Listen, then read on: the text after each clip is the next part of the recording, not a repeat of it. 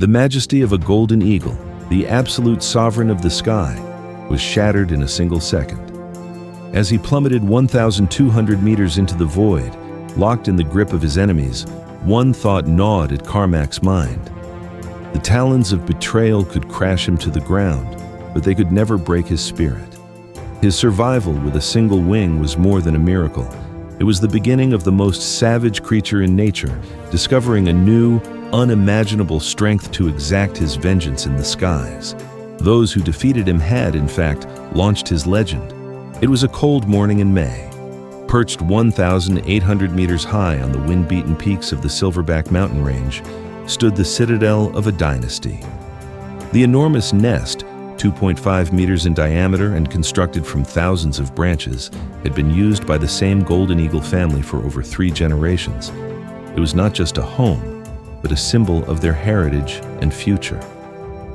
That day, following 48 hours of grueling incubation, the legend of tomorrow was born. The first male hatchling was different even before his eyes opened.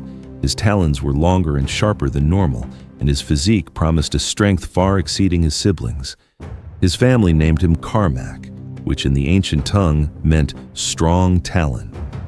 Karmak inherited all the supreme traits of his kind.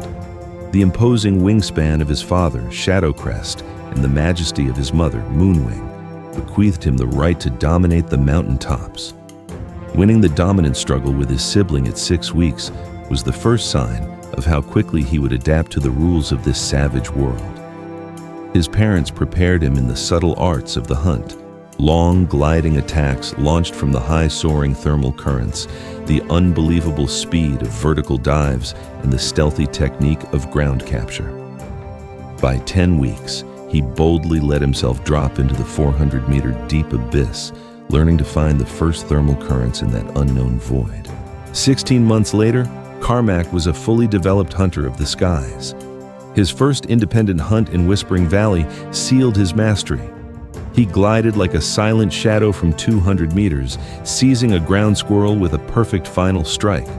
His soaring 30% hunting success rate was proof of his rapidly spreading fame. His perfect technical execution in hunting large, often heavier mountain groundhogs had turned him into a legend in the eyes of other young eagles. But fame brought envy. A powerful alliance had formed in the region, 3 brothers known simply as Shred, Razor, and Blade. Shred, the leader, was recognizable by a distinct scar on his right wing. Razor was aggressive and always struck first, and Blade was the inexperienced imitator. The trio used their numerical superiority to intimidate and control the other males in the territory. On a cold November morning, they confronted Karmak in an ambush they had deliberately planned. Shred's cry tore the air. "This territory is ours now." Retreating would have meant sacrificing Karmak's honor. He knew he was outnumbered 3-1, but he chose to use his agility advantage to execute a divide and conquer strategy. The conflict was unavoidable atop the peak, where the chilling December winds reached speeds of 80 kilometers per hour. Karmak started the fight with a sudden dive toward Blade, but Shred and Razor immediately intervened. It was then that the most perilous moment in eagle warfare occurred, a multiple talon lock. Karmak and Razor locked, and then Shred briefly joined, but the critical phase was between Karmak and Razor. They were falling in a dizzying spiral from 1,200 meters, executing what is known as a car-chiron descent. Karmak twisted his right wing at an extreme angle to break Razor's grip. This desperate maneuver caused an excessive load on his left wing. Physics was ruthless. The total mass of 8 kilograms accelerated rapidly in seconds under the merciless force of gravity. Razor's panicked, erratic movement applied additional trauma to Karmak's already weakened wing. The ligaments were stretched, the feathers bent. In the final 200 meters, Razor managed to separate and escaped, wounded. But for Karmak, the impact that came seconds later brought total devastation. The upper arm bone in his left wing sustained an open fracture. His forearm bones were dislocated. The most critical damage was to the nerve plexus controlling all wing mobility. Shred and his allies flew off with cries of triumph, believing the threat was eliminated. Karmak lay semi-conscious in the rock fissure, in agony with a completely non-functional left wing. The first 72 hours were pure instinctual survival. From that moment on, he set aside his pride and accepted a fundamental truth: adaptation or death. His extraordinary resilience, a genetic inheritance, kept him alive through the harsh winter conditions. In the second week, desperation forced him to experiment with new techniques. Using his one functional wing, he began practicing controlled drops. This was not normal flight. It was a calculated, controlled freefall. Capturing a small ground squirrel on the fifth attempt created a paradigm shift in his mind. Disability was not a death sentence, but a ticket to a new strategy. The techniques he developed were revolutionary: parachute flight adaptation. With one wing, he developed a method he called the precise drop strike. Using his right wing like a control surface, he plotted a calculated descent trajectory toward his target with almost engineering precision. Enhanced ground agility. He compensated for the loss of aerial maneuverability by mastering the ground walk and capture method. He would spend hours in motionless observation, studying the prey's behavior patterns and executing a lightning-fast talon strike at the critical moment. This incredible behavioral adaptation proved that Karmak's single-wing flight mechanics challenged all traditional assumptions about golden eagles. Karmak survived the deepest cold of winter. When spring arrived, Shred's alliance returned. Karmak patiently analyzed the weakness of each one, ready to exact his revenge. He was no longer superior in the air, but in intelligence. The first target, Blade, the most inexperienced.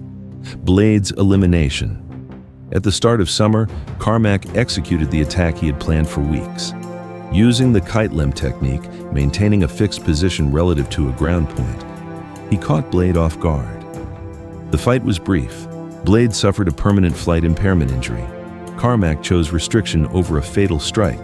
The message was clear: underestimating the disabled eagle was a strategic error. The confrontation with Razor. In midsummer, Razor was preoccupied with mating displays, a perfect critical vulnerability window for Karmak. Karmak mapped out Razor's predictable display route and launched a devastating attack. Razor was an experienced fighter, but Karmak's innovative tactics forced him to abandon the territory with severe wing damage. The overt encounter with Shred. By early autumn, Shred was isolated and paranoid. Karmak knew he expected a surprise attack, so he initiated psychological warfare. He deliberately appeared and disappeared, then provoked him with territorial incursions. Shred's reaction was predictable: pursuit. Karmak lured him into a narrow canyon where he would lose his maneuvering advantage. Then, he performed an unexpected intentional ground landing. Shred instinctively dove vertically toward the ground target, but in ground combat, Karmak's adapted skill set and flawless talon work, honed over months, prevailed. Shred also sustained permanent damage and was forced to abandon the territory. As of November 2023, Karmak indisputably controlled the 50 square kilometer territory. His success was not just in defeating rivals, he also exhibited environmental stewardship with adaptive territory management strategies, safeguarding prey populations. When the breeding season arrived in February 2024, his physical handicap prevented the traditional aerial courtship displays, so he adopted a ground-based presentation strategy. His capacity for providing prey, the quality of his territory, and his protective strength impressed the young female eagle, Silverwing. The pair bond was established in May 2024. Karmak showed exemplary parental behavior, and by late summer, their single eaglet successfully fledged. Karmak had passed his adaptive genes to the next generation. Karmak's story became a legend, observed even by young eagles from a respectful distance. The wind still carries the tale of the one-winged golden eagle through the Silverback Mountains. Karmak's message, a transformation from hardship to victory, disability to innovation, and defeat to dominance, is clear. Limitations can be overcome with creativity and determination. True power does not lie in physical capacity, but in the unconquerable, adaptive spirit.